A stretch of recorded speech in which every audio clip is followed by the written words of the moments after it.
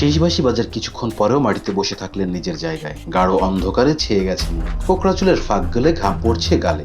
সতীর্থরা এসে কাঁধে হাত রাখছেন, সান্ত্বনা দিচ্ছেন, কিন্তু তাতে তার ভেতরের ঝড় একটুও থামছে না। বাংলাদেশের দলের প্রতীক হয়ে উঠেছেন তিনি। একটু আগা হতাশার সাগরে পতিত হয় সেই দলের প্রতীকও তার সেই মায়া ছাড়ানো হতাশাগ্রস্ত মুখ হামজা দেওয়ান চৌধুরী। একটু দূরেই জার্সিতে মুখ ঢেকে মাটিতে শুয়ে আছেন ফাহমিদুল ইসলাম। রেফারির কাছে গিয়ে কিসের জন্য যেন হাত নেড়ে নেড়ে কৈফিয়ত চাচ্ছেন সমিত সোম। স্বাভাবিকভাবে কোনো জবাবই তখন তার জন্য যথেষ্ট নয়। এরপর কিছুক্ষণ বিস্ময় হয়ে থমকে দাঁড়িয়ে থাকলেন মাঠে। বছরের নির্দিষ্ট কিছু সময় ফিফা উইন্ডো নামে এক ভালোবাসার দরজা খুলে যায় বাংলাদেশের জন্য। দ্বৈত নাগরিকত্বের সুবাদে বাংলাদেশ ছাড়াও পাসপোর্টে তারা ব্রিটিশ, কানাডিয়ান বা ইতালিয়ান, কিন্তু মনে প্রাণে বাংলাদেশি। হৃদয়ের গভীরে তারা শুধু একটাই পরিচয় বহন করেন, বাংলাদেশি। ডেনমার্ক প্রবাসী জামাল ভুঁইয়া, ফিনল্যান্ড প্রবাসী তারিক কাজী পুরোদস্তুর বাংলাদেশি হয়ে গেছেন অনেক আগে। নতুন আসা হামজা চৌধুরী জন্ম ও বেড়ে ওঠা ইংল্যান্ডে, সমিত সোম কানাডায়, ইতালিতে বাস করেন ফাহমিদুল, আর আমেরিকা থেকে বাংলাদেশি বিমানে ওঠান জায়ান আহমেদ। সবারই উন্নতি জীবনের অংশ, সেখানকার আধুনিক সুযোগ সুবিধা, পেশাদার পরিবেশের অভ্যস্ত। তো বাংলাদেশের জার্সিতে ঘ্রাণে ফিরে আসেন তারা।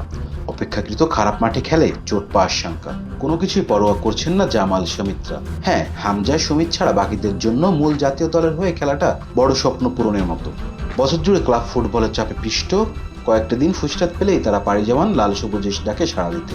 কোনো প্রত্যাশা নেই, দাবি নেই, নামমাত্র সম্মানী নিয়ে কোনো অভিযোগ নেই। লাল সবুজের জার্সি পরা মানেই তাদের কাছে গর্ব, আবেগ ও অস্তিত্ব। হংকংয়ের পক্ষে ম্যাচে ফ্রি কিকে গোল করে বাংলাদেশকে এগিয়ে নেন হামজা।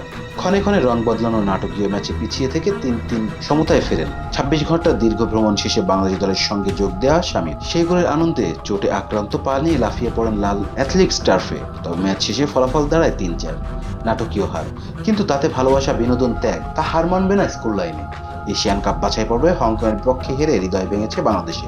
আন্তর্জাতিক পর্যায়ে বাংলাদেশের গোল হজমের দৃশ্যগুলো দৃষ্টিকটু পর্যায়ে। হামজা ও সমিতের জন্য উঁচু পর্যায়ে থেকে খেলতে এসে এমনভাবে গোল হজম করা দলের সদস্য হওয়াটা অস্বস্তিকর বটে। তবে তারা দায়িত্ব নিয়ে কাঁধে তুলে নেন গরিব সংসারের জোয়ার। সতীর্থ শাহাদুদ্দিন, সোহেল রানাদের ক্ষমার অযোগ্য ভুলের দায় নিজেদের মধ্যে নেন ভাগাভাগি করে।